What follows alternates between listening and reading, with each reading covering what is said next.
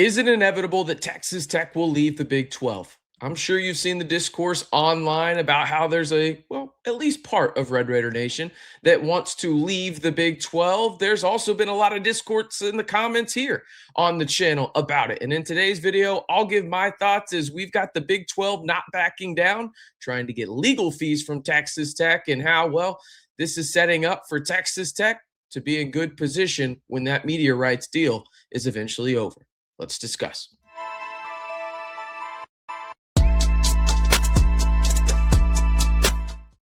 Hey, how's it going, everybody? It's RC Maxfield here for the Red and Black Report, a Texas Tech podcast here on YouTube. If you haven't already, be sure to like the video and hit that subscribe button, as it's the best way to help support the channel and keep these videos 100% free. Now, listen, I am making this video because I have had multiple people either DM me on Twitter, here in the comments, whatever it may be, just basically say, RC, what are your thoughts when it comes to Texas Tech and the Big 12? Because this is something that I really didn't want to talk too much about, because I think that there's a lot here, and I don't think Texas Tech has been necessarily saints in the whole ordeal. That being said, I think at this point, it's hard not to just view what some of the things that the Big 12 is doing as petty.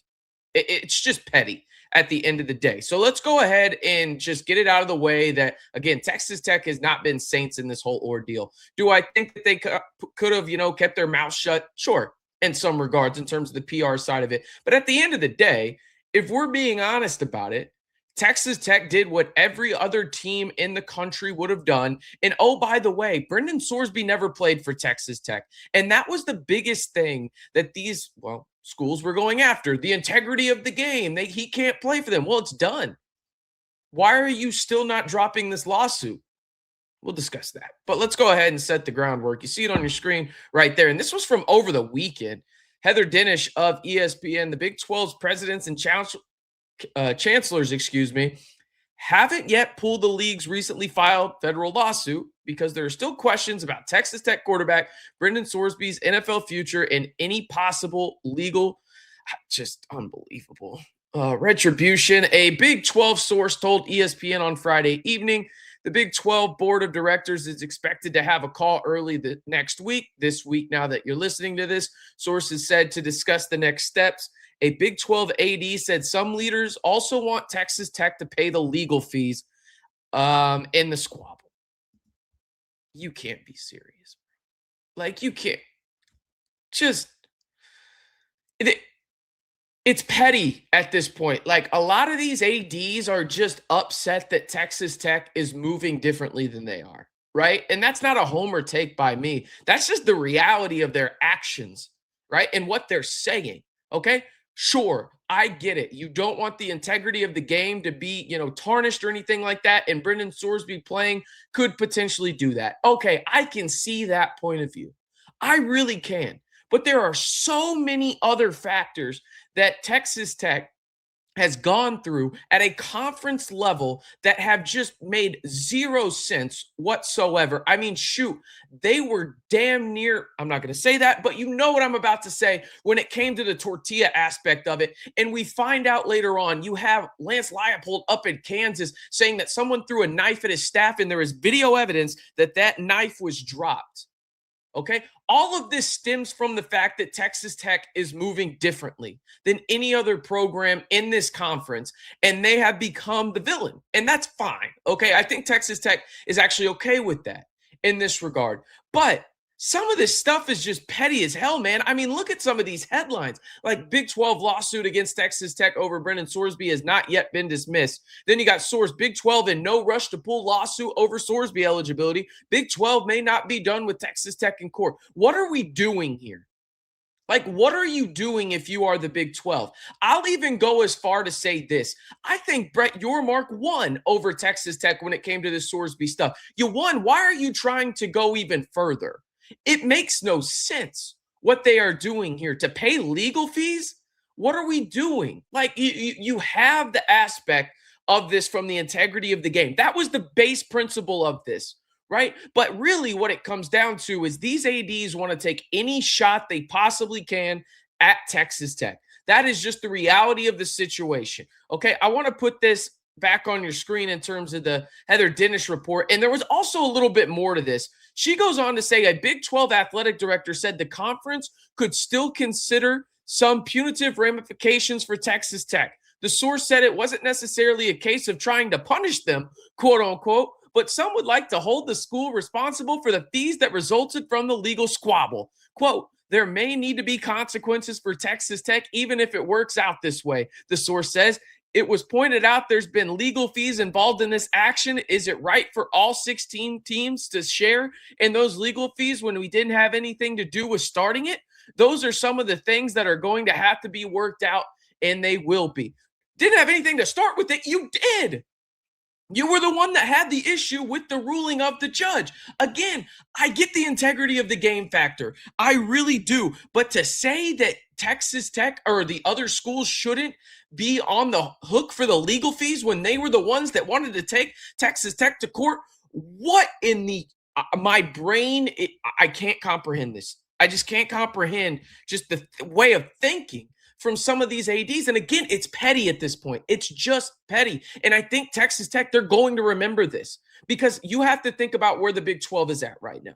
The Big 12 is the worst power conference in America when it comes to media rights. That is just a fact. It's not like one of those things of me, trying to be petty back at the Big 12. No, in fact, it's just the reality of the situation. Okay. The Big 10 gives more money to theirs programs. The SEC obviously does too. The ACC schools get more money from their media rights deal than the Big 12 does. The Big 12 is really in one of those situations where it's like, damn, we got to figure some shit out, right? And the only school that is really giving you any kind of just nationwide publicity is Texas Tech. Do you like the way they're going about things from an NIL perspective? Maybe not, but guess what? It doesn't effing matter what you think. They're winning on the field. It doesn't matter. And that's the best thing for the Big 12 right now as a conference. And so to try and go out and do this petty BS in court like they're doing, it's just giving Texas Tech further motivation to make sure that they continue upon this success.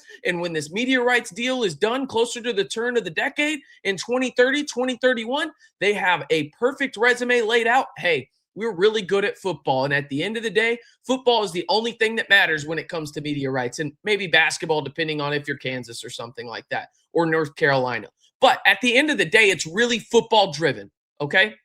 And if Texas Tech can prove that they are one of those teams that deserves to be in this quote unquote Super League or however it shakes out, they're going to be in prime position to do so. I thought that there was a really good tweet, by the way, and this is from College Football Junkies over on Twitter, kind of laying this out. And it's funny because you have to see the quote tweet at the bottom there. Iowa State and Kansas State appealed the $500,000 fines from the Big 12 for opting out of bowl games last year. And those fines have been reduced to $250,000 each. Maybe if you didn't reduce those, you could afford your legal fees, Big 12, but I digress. Let's move on. So the Big 12 continues to do things that undercut its already P4 worst revenue. We already talked about that, how the other three, ACC, Big 10, and SEC, make more money when it comes to dispersing that and distributing that, I should say, to their partners, i.e. the schools within their conferences. Cutting the fines for skipping bowl games, something that hits the bottom line of all their schools and will only incentivize more to do it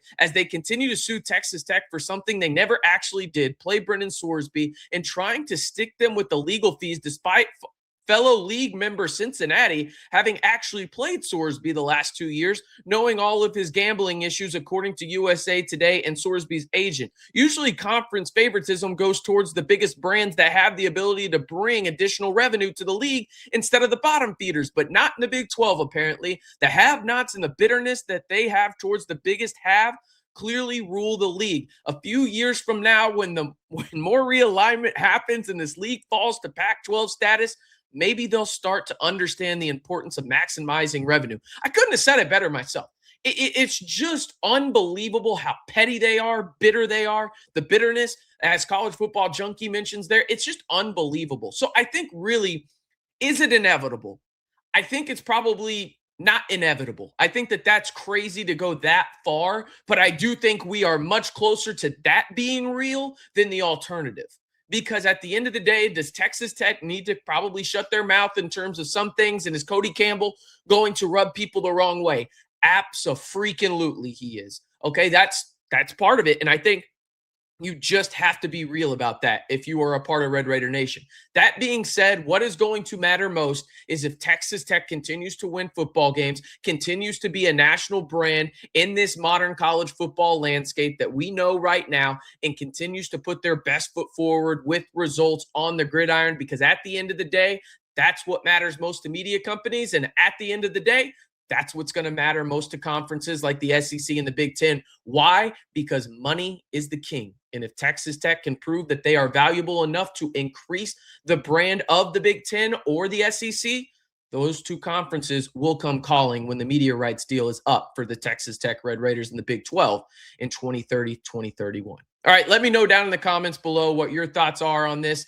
Again, this isn't a Brendan Sorsby issue. This is just a pettiness issue from the Big 12 at this point. Like, I'm past the Brendan Sorsby stuff, and sure, there's part of it in this Texas Tech and Big 12, feud going on right now. But at the end of the day, like, what are we doing here? If you're the Big 12, it's just so petty. You're being bitter. There just needs to be some sort of adult in the room, and it feels like Texas Tech is the only one right now when it comes down to it. All right, that's going to do it for today's Texas Tech football update. Appreciate y'all tuning into the video. Let me know again down in the comments below if you agree or disagree with my takes while you're down there. Be sure to like the video, and maybe most importantly of all, hit that subscribe button for 100% free Texas Tech football content all year long right here on the largest, most interactive, and fastest growing group of Texas Tech fans on YouTube. I'm looking down because I want to give y'all a little bit of a look ahead of what we're going to be talking about this week here on the channel. We're going to be talking about some players that I think will elevate their games in 2026 for Texas Tech, and then also guys that I think will take a next step in terms of, okay, elevating their games. For me, that is guys that could go to all Big 12 type status. And then next step is really just Texas Tech overall, and also looking at things like, okay, where do we like the offensive line? What are some of the things that stand out there? There's a lot to discuss because I do think that position group could potentially take a next step. We'll dive deeper into that later on the week here on the Red and Black Report. All right, that's going to do it for today's video. Appreciate you tuning in yet again. I'm RC Maxfield, reminding you, as always, stay safe in Reckham Tech.